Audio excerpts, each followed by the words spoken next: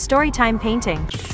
My family is trying to get me, 14 female, to do hypnotherapy, but I'm terrified of what might come out. When I was little, I think about 4, I went through something traumatic. The problem is I don't remember any of it. Well, that's a lie, I do remember some things, and that's why I'm trying to avoid being hypnotized. My family doesn't really talk about what happened, so I only know bits and pieces of the story. I guess one night I was home alone with my mom, because my dad was working nights at the time. My aunt told me she got a phone call that night from my mom's phone, at around 3 a.m., but no one said anything. She assumed it was an accidental call, and didn't think anything of it. But my aunt said when she woke up the next day, and she just had this gut feeling that something was really wrong. She called my mom back, but her phone kept going straight to voicemail. She tried calling my dad, and his phone went to voicemail too. She said she usually wouldn't panic, but something about that day made her stomach turn. My aunt didn't live too far away, so she decided to drive over and check on us. When she got to the house, she said everything seemed fine, but she couldn't let go of the feeling that something was wrong. After she knocked, called, and rang the bell, she decided she was getting into the house no matter what it took. And she did. But when she finally crawled through the window and made it to my mom's room, what she found was so horrific that it made her knees give out. I was laying in bed next to my mom, perfectly clean, and in a white nightgown that she had never seen before. My mom was not okay. All around the room on the walls and the floors were these weird symbols in my mom's dried blood. My aunt ran in the room, grabbed me, and took me out of the house. She called the police, and I remember talking to a lady in a room that was way too bright. The woman asked me if I knew what happened to my mom. I told her no, and that was the truth. Then she asked me if there was anything I remembered that could help, and again I said no. But that was a lie. I remembered the man that came into my room. We had so much fun playing games and watching videos. I even remembered the man giving me a bath and putting me in the really pretty white nightgown. But the part that terrifies me, the part that I never want my family to know, is how much fun the man and I had while we covered the floors and the walls in our finger painting.